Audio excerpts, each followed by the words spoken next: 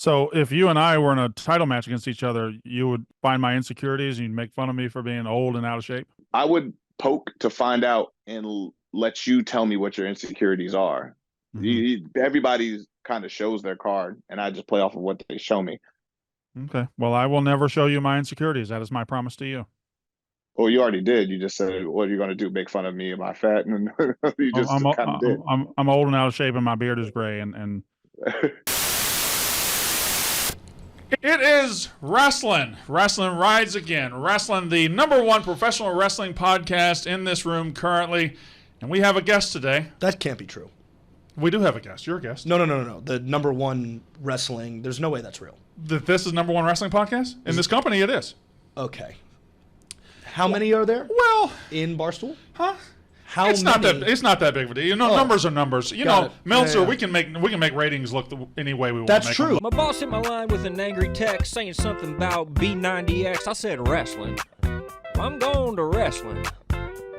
Then my phone blew. All right, wrestling only had one way to return, and that's getting a damn world champion. And that's what we got today. We have the All Elite Wrestling World Champ, Swerve Strickland, ahead of his well, it feels like every match you have for a title is the biggest match of your career, but I mean, certainly headlining an event like All In against one of the greatest of all time definitely qualifies as one of the biggest matches of your career. Is that fair to say, Swerve? This is one of the biggest matches of your career? They've been saying this the biggest match of my career for a year now. So I always try to go bigger and bigger, better, like make the stakes bigger, make Sure. the event bigger, make the match bigger. And right now, I say it's harder to get any bigger than me and Bryan Danielson at Wembley. I mean, Wembley Stadium, God knows how many people there's going to be. There's going to be a ton of people watching on pay-per-view and all the other outlets. But it's Bryan Danielson, it's Swerve Strickland. It's going to be a banger of a match. I know that you've topped yourself each and every time out. How are you ever going to top this one? This is gigantic. What I've always said, like me winning that AEW World Championship was like phase 2. That was the beginning of phase 2 of my career. You know, right now I'm in the midst of like a renegotiation stage because I'm really enjoying my status here in AEW. I'm enjoying everything about the locker room, the roster, the talent, the promotion. I love the fact that like I'm a really big part of building the company to different like revenue, different avenues and things like that as far as AEW. So that's going to be the beginning of phase 3 of my career. And this is just like truly just the beginning of what's about to happen for me, unlike that's not just the wrestling side, but everything all together as a performer. So phase 3 is helping to build AEW even to bigger and better things in the future. Correct. Now I don't know how you put the phases in and everything, but when you won that world championship a few months ago, has it been exactly what you expected being the AEW world champion? And as far as your expectations of what that would feel like, how has it measured up? It's been coming from Samoa Joe and then going from Samoa Joe to from MJF. That's like those are like really big, you know, leaps and bounds of like status. You know, those guys did great things with the championship, and Joe was like one of probably the biggest world champion we've had, like in stature, of legacy, of just like tenure and like style. He was like a titan to go through. So to be able to work with him was like one of the bucket list things for me in my career. But like it was also probably one of the hardest people I've ever had to face in AEW. You know, that just earning that respect from that man in the locker room and in the ring and on the microphone, it's a lot. You got to be, you know, you got to go into deep, you got to up your game so much that you have to go to different depths that you never had to before, you know? And so that's a lot of weight to carry on to like carrying the championship for myself, you know, also me making history, being the first African-American world champion. Sure. That's another status of like things you got to set the bar now. And that's always tough. Like you're the first. So all eyes are on you. All eyes are on the promotion. All eyes are on Tony Khan. All eyes are on the every match because like we're waiting to see like how I handle the pressure and if I'm going to drop it. For me, it's always been about progressing and growing each and every time, each and every opponent, each and every pay-per-view, each and every Dynamite, Collision, Rampage. It's about doing something unique that's going to just make people want to remember it for a long time, and then people want to see you, like, if at some point want to see you champion again. Well, let me ask about this match in particular, because if you win this match, Bryan Danielson has said he will never wrestle again. Are you comfortable with ending Bryan Danielson's career? 100%. That's one of those things I talk about being unique in the title ring.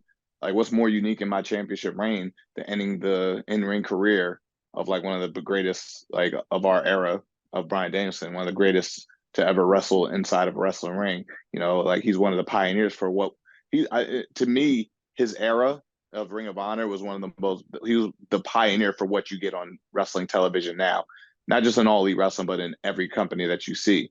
You know, that independent style, that hard hitting, the grappling, the Ring of Honor, necessarily that pace, that style has truly been revolutionized, and it's made it to mainstream now. And that's like a huge thank you to like a Bryan Danielson for being one of the pioneers of that, you know. And it's part of the reason why I do what I do and how I wrestle the way I wrestle, and why I look up to a lot of these guys the way that I do. And us both being from Washington, the state of Washington, there's a lot of pride in Pacific Northwest on both sides of that, you know. So I always wanted to be the king of the Pacific Northwest, be like one of the guys that's like, you think of Seattle, you think of Washington, you think of Tacoma, you think of me. Like, there's this overbearing shadow of Bryan Danielson. If I take that out, it's just me now, you know. So there's a lot of pride in that for me. Is there anybody else's career you'd like to end? I wanted to end Sting's, you know, but you know, he walked out on his own terms, and that's something that every wrestler truly wants. And by the end of their career, they walk out on their own terms, not forced out by injury. God forbid somebody's like their health or anything like that, or being in a stipulation where their career's on the line. No, it was like Sting literally was able to just like walk out as a champion, which is like one of the most honorable things you can do. But man, like, he's part of the reason why I am where I am right now. He put me in a coffin, and I've been the same ever since. But that's also what's brought me to greatness, being here in AEW as a world champion. Did being in that coffin suck? It was awful, horrifying. Yeah, like they talk about, like, at the show, is they always had a plan for, like, okay, it puts them in the coffin, cool, but they never plan about what they do after you're in the coffin. So do you ever get tired every time you come out? You know, it's Swerve's house and the fans are with you and everything, and then your managers and he's doing the dance. You ever get tired of the dance? no, I don't get tired of it. I always wondered if Nana ever got tired of it, because he gets requested to do it all the time on cameos and at conventions, signings and stuff. But he's rocking with it, and I'm enjoying it. It's been going on for like a year now, and this hasn't lost any steam. It hasn't been dying down. Hell, people want more of it. Do uncoordinated white people come up to you at the airport and do the dance and shit? Not to me. They do it to Nana, though. That's hilarious. Like some people are afraid to come up to me at the airport. I don't know why. I'm a nice guy. My life goal is now to approach Nana at the airport and do the dance, because I would have no idea how to do the dance, even though it's just moving your arms. It's not really that hard of a concept. Anyway, he just asked that you get his coffee. You know, you have you beat Joe for the title. You had the pay-per-view main event against Will Ospreay. Now Bryan Danielson. You're beating a lot of top guys. You're wrestling a lot of top guys, and your reign is truly legitimized by the quality of victory that you're getting. Was that something that you set out to do, or is that just something that, you know, they put them in front of you, you're going to knock them down? A little bit of both. It was set anybody in front of me. I think that's how the beginning of the title reign started. Just set him in front of me, I knock him down. You know, like Claudio Castagnoli was like my first title defense, and that's like, people like, that's not an easy title defense at all. That's a grueling competitor. That's somebody that's going to beat you down, and he's like, this guy's been around the block. He's faced some of the greatest of all time, and he's on his way of being one of the greatest of all time as well. So that's not easy. After that, it became like more defined. Like, all right, I want to take down legends. Like Christian Cage came up next.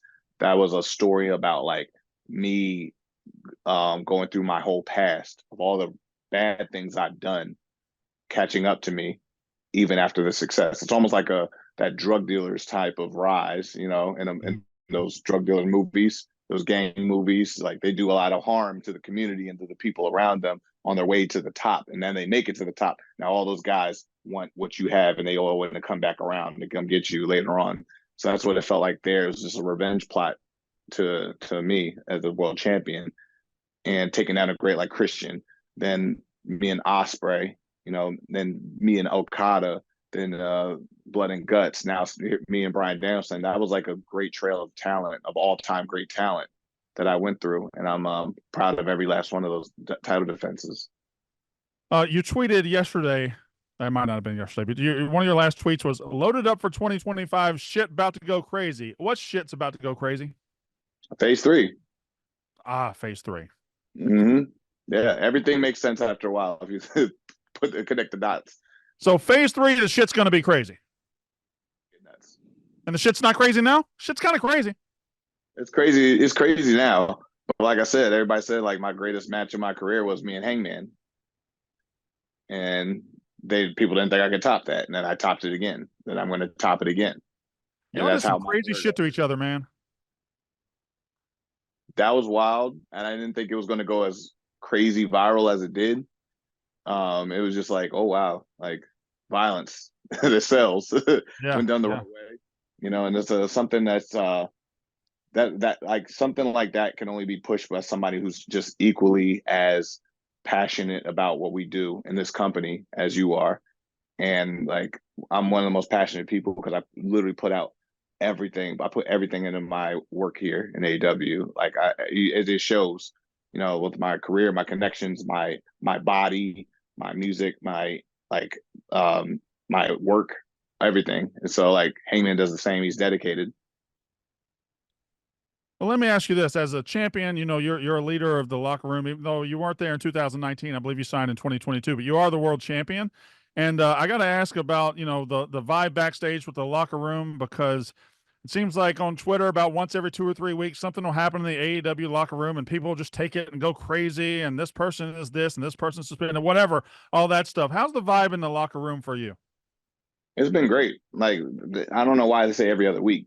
I think that everything's been exploited. Like, definitely been like blown out of proportion with a lot of things, because they say it's every other week, but it's like, go back last week. What did you hear? Go back the week before. Go back the last month. Go back to almost like 6 months now. You heard nothing. And so therefore to me, it's like, it's almost calculated to a T. Right before every pay-per-view, right before every big moment we have, there's always something that comes out, because it's like there's always bickering in the locker room. That's universal in any workplace. I'm pretty sure you have it with people behind the camera, but it's always about shit. Yeah, like y'all get in arguments, and I'm pretty sure like people have said some things that they're not particularly proud of or you're not happy about. It happens. But it's not made for the internet. It happens and then it goes away. It happens everywhere. So to me, it's just like, hey, these are people. To me, I'd rather have people care and be upset about something than not give a damn at all. Like, these are people that are passionate about their jobs and their work and what they do. And they're also probably the best at what they do. So those people take a lot of those things like to heart. That shows me y'all care. It's literally, to me, is about who's saying what to how loud is being said to what forum. And like I said, I feel like we always have to be, AEW is always on the defensive of those things. And that's what comes with being the alternative, like where you have to play defense a lot of those scenarios. But that doesn't stop us from continue to put on great product and great shows. That doesn't stop us from like people wanting to still come over and be in all elite wrestling. That doesn't stop any of that. So like, y'all can have fun with the story, but then like, okay, cool, we back to business, making this money and doing doing great business and growing. Well, that's kind of why I asked the question, because in my years interviewing AEW people, I've always been struck by how together the locker room was and how everybody was on the same page. And every now and then you will see people try to report to the contrary. And from what I've talked to people, like the locker room's still together. They're still pulling in the same direction. They're still all about AEW. They're still all about, like you said, growing the business. And you got this gigantic show, Wembley Stadium. And I was just going to see if that's the experience that you've had. It seems like it is. It is. It is for me. Like it's like I don't know. What do I do in those situations? We rally, we get back on the show, get back on the train, we go to the show, we get the show started, we put on a great product. Like I don't let it phase me, and I try not to let it phase other people. And you kind of give them that motivational speech to like keep them on. We look at the NFL and we see like the Pittsburgh Steelers quarterbacks fighting each other, and nobody's saying the Pittsburgh Steelers are going to fall apart and their organization's done for and they're going to lose everything. No, it's ultra competitive. These are competitive people. It happens everywhere. Yeah. Now you're a Rams fan? LA Rams, yes, sir. So how did you escape being a Seahawks fan? I was never really a Seahawks fan. I appreciate their team and I appreciate the talents on there. Like I'm friends with Tariq Woolen, the cornerback from the Seahawks. We follow each other on social media. He's a great dude. I actually went to the Rams game when they played each other. Okay. And I got to say what's up to him. But I've always when I became like really watching football religiously was 2000, the greatest show on turf. Literally, I watched that Super Bowl in the house by myself. And that was like my first time really watching a full game really as a kid. And I was like, these guys are amazing. And the Kurt Warner story was incredible. And I just like latched onto the team from that moment on. And I just became a Rams fan ever since St. Louis. God, that team was awesome. Incredible. Torrey Holt and Isaac Bruce and all of them. God, that team was so awesome. Marshall Faulk was my favorite player for the longest time. Yeah, he was great. The Super Bowl with the Titans, it comes down to that last. I remember I had a great memory with that one, but it's not for here. It's Andre Dyson, 1 yard short. Yep, that's exactly right. Couple more questions for you before we get back to the big show. But your lyrics say, "I swerve when I drive." Why? That seems dangerous. It's style, baby. It's like kind of like how if you watch a lot of Houston music videos, you'll see a lot of the cars kind of switching lanes and all that shit. All that, yeah. That's kind of like what the style is. That's what like swerve when I drive is kind of like that. It's like swagging, not necessarily because I don't drink alcohol. Some people on Twitter are like, "Oh, he's promoting like drinking and driving." I'm like, I don't drink, so I don't know where that correlation came from. It's mainly about like you have a nice car and you're swerving and you like hitting corners. That's what it's really about. Now, is the Houston scene still popping off? Because when I was coming through, you had your Mike Jones and your Paul Walls. He was the Iceman. Then you had Slim Thug. Is the Houston scene still going on?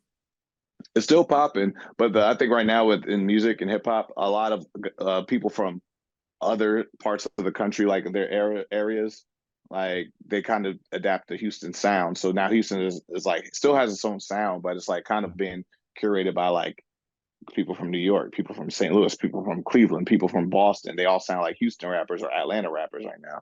So it's like I think like Mexican OT is one of them guys that are like is coming out from Texas area and is doing his thing right now. So I think he's like one of the next big guys from Texas to blow up. Do you remember Mike Jones' phone number? I don't. It was 281-330-8004. Hit Mike Jones up on the low. That's what it was. I love it. I don't know why I remember it, but I did try to call it when he was popping off, and it was just a voice message. Anyway, totally different question. Describe Tony Khan in one sentence. Passionate. One word or one sentence? I said one sentence, but one word kind of works. One word. I would say the least is the better. Like it's just true passion. Just passion. Yeah, no, I think that's exactly right. When your journey to the world title, and certainly you were, I hate to use the word heel and babyface and all that, but you certainly had some deeds back in that journey that were kind of questionable. But then at some point, the fans really got on your side. Do you remember a moment where you noticed, man, these fans are really on my side? Definitely, probably Grand Slam last year when it was like the Gates of Agony were facing the Elite, where Hangman and the Bucks, and it was on a Rampage too. So we went like really really late on that show. I didn't come out with the Gates of Agony, and they had midway through the match. Then my entrance music hit, and everybody got up and started doing the dance to Nana's dance. And everybody kind of looked over, and me and Hangman had the face-to-face look between each other. That's where I was like, oh man, people are really pulling. And then actually that, and then Wrestle Dream is where everything kind of like shifted. Because it helped that I was in Seattle. And so the home field advantage was on my side. So I think those were the two moments where it was like, okay, the pivot is right here and it's shifting. But it's like, how do I still remain like true to this persona, true to like the things that the Swerve persona wants and how he wants to do it and the motive. I got to stay true to those motives, you know. Swerve's house. How long you been doing that? Is that forever? Since about like the second Defy show, which had to been like 2016, 2017. Because the first Defy show, was that hit immediately, or did it kind of build up a little bit? So it was between me and Leo Rush. It's actually still on YouTube. You can actually see the moment it happened. There was like a fan, like, which I love about the Defiance. We call it the crowd in Defy in Seattle, Washington, Defiance. They are very passionate. They're also really loud and vocal, and they like what's it called when comedians are at a show and the fans are like heckling, yeah. They heckle, but in like the most like fun way. It's not like rude and crude and stuff. It's like, so someone heckled something, and I turn and like yell at them or whatever. I'm like, yeah, you can like, yeah, whatever, yada yada yada. But this is Swerve's house, and everybody goes, oh. And then it was like, and then some fans started whose house, and the crowd went Swerve's house, and it went whose house and Swerve's house. That was like 2016, I believe, and then I believe it was like 2017, 2018. The St. Louis Rams moved to LA, and then it became whose house, Rams house. I'm like, coincidence? I think not. I got the footage and the receipts to prove that in court, but I would never sue the Rams. When you're in a full arena, 20,000, 25,000 people, and one side's doing whose house and one side's doing Swerve's house, that's got to be an incredible feeling, right? It is. It's for me. I'm always like me, as well as like other performers as well.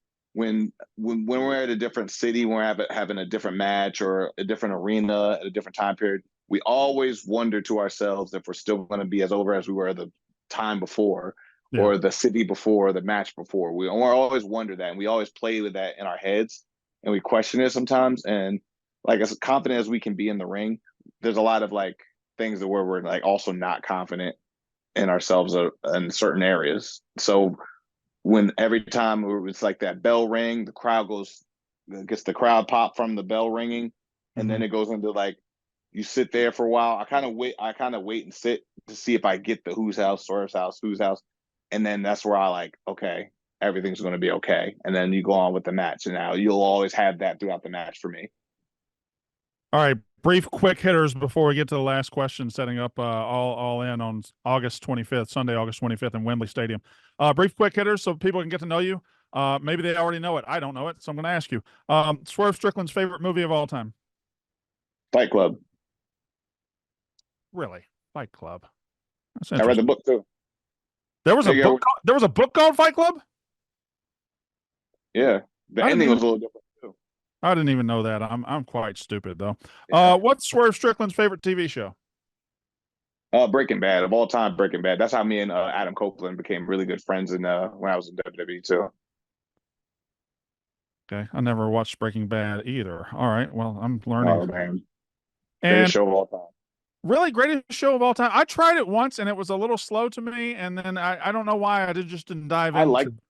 I like the fact that it's slow. I love the fact that you have to pay attention to the words. You got to pay attention to the color grading. You got to pay attention to the cinematography, the camera angles. Like, everything about it means something that pays off later. And it's such a calculated show from Vince Gilligan. Shout out to him.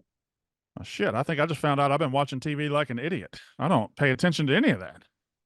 Yeah, it's a slow paced show that makes you have to stop what you're doing. Me personally, as a TV watcher, I can't stand when I'm watching TV with somebody and they get up and walk around and they move around. I'm like, you're not watching the show. They're like, no, I heard it. And I'm like, Yeah. no, that's not watching. You got to Breaking Bad's one and Better Call Saul both collectively. You have to sit and experience the show and let it take you on those rides. And I appreciate that kind of slow burn with things. I'll be goddamn. Besides yourself, favorite musical artist? Of all time, probably Kanye. Okay. And if you want to separate the person from the art, Sure, yeah. that kind of thing. Currently, Travis Scott and I would say Tyler Creator are my 1 and 2. That's And awesome. JID for sure. I just met JID in Tampa. He's awesome human being. That's fantastic. All right. Yeah. So Sunday, actually- August 25th is AEW's All In. Last year, they went to London, had a huge show. They're right back. They're doing a huge show again. This time will be headlined by AEW World Champion Swerve Strickland, who I'm talking to, and legend of the game. Well, you're a legend of the game as well, but BRYAN Danielson. I want to ask about the card a little bit because not only will you be headlining it, you got to look at this card. This card is loaded. It is loaded with great matches throughout. You got MJF, Will Ospreay. You got Mercedes Moné, Britt Baker. You got Timeless Tony Storm against Mariah May. You just have match after match after match of huge quality. What do you think about the card and just this whole show in totality that you guys are going to go put on 4 or 5 hours of this quality of a product? I'm particularly really proud of just those 4 matches announced because they're all singles matches. Yeah. I felt like last year it was loaded up with a lot of multi-mans, tags, trios, anarchy in the arenas and stadium stampedes, which it was awesome to see a lot of like this. Like I feel like for the UK, it's like, man, we're finally seeing the roster on this show. Whoever's your favorite, if you're a fan of like John Moxley all the way down to FTR, all the way down to Wheeler Yuta to Orange Cassidy, you were getting all of those guys on the show. I feel like this year's more like streamlined focus on singles matches, coming into this, and I think that's shows like the growth of a lot of these characters and personas from last year to this year. Like shout out, Mariah May coming in like a little bit after Wembley and getting onto Wembley in a singles title match this year. Like that's a huge accomplishment for her. So that's a big deal. Mercedes Moné was sitting in the crowd, injured. Now she's on the card defending the TBS championship. Huge deal.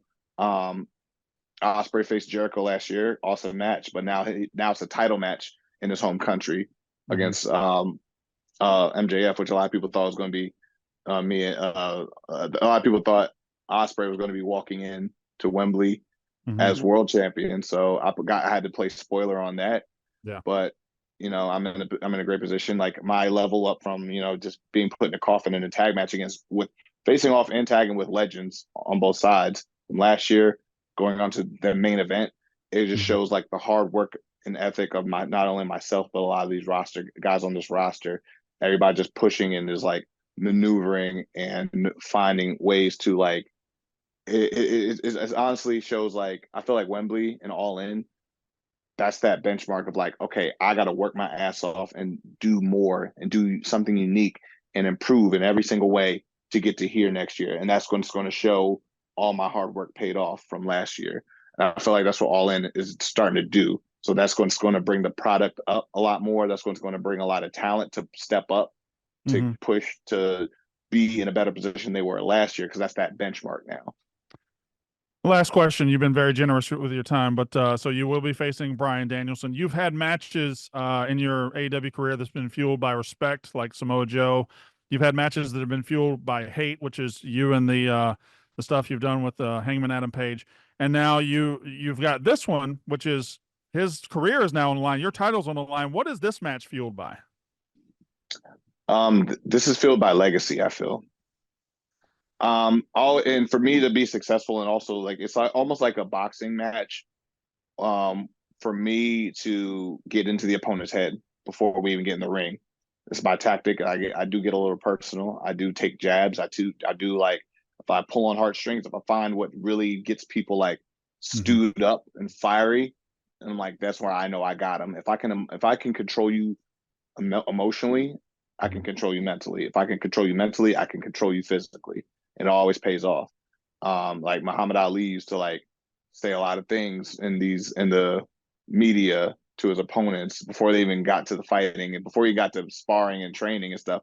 He would get in the opponent's heads by like talking like in his like rhythmic, rhyming, poetic way, insulting them. It didn't matter. He'd talk about your mama. He'd talk about how fat you are. He'd talk about your shoes. You look like a bum. You look like this. He didn't care.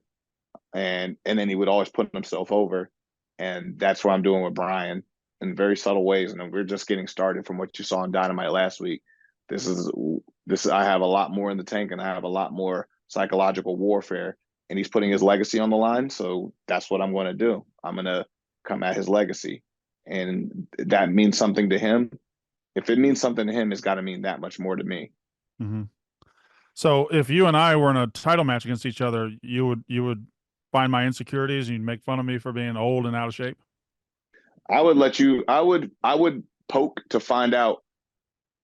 Actually, not even to find out. I would poke and let you tell me what your insecurities are.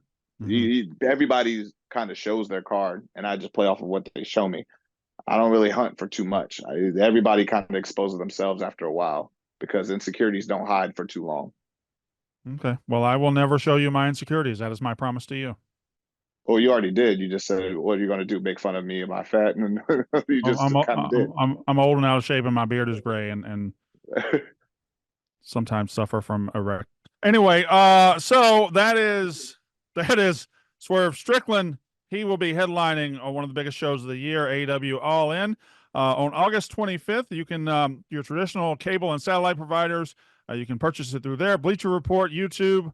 Listen, if you're an AEW fan, you know how to watch their shows. You know that they always, and I mean this wholeheartedly, All Elite Wrestling always delivers on pay-per-view. That is just not. I have never once bought an AEW pay-per-view and been like, that wasn't worth the money. Every single time, and I have no doubt with this guy on top, Bryan Danielson on top, is going to be the same. Any last words going into All In? I know it's 3 weeks away, but it's the last words for this show. Hey, strap in, All In. You're seeing something historic being done. The first African American AEW World Champion headlining Wembley Stadium All In pay-per-view. That means the world to me, and that means a lot to my culture, and I'm proud of that. Stream the Big Pressure Trill remix music video we just put out, featuring Flash Garments, Bun B, and West Side Gun.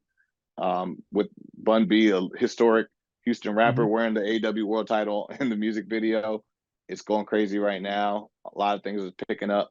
All Elite Wrestling, Dynamite, Wednesday nights at 8 Eastern time on TBS. You know the whole spiel. Dynamite, TNT, Collision, 8 o'clock on Saturdays. It's wild. It's a great time. The rosters in wrestling are going to be a frenzy coming up this year and next year. So it's a lot to pay attention to. It's an exciting time to watch wrestling in general. But we prefer you to watch AEW Dynamite because nobody's doing it like us. All right. That is AEW World Champ Swerve Strickland. I am Brandon Walker, and that has been Wrestling.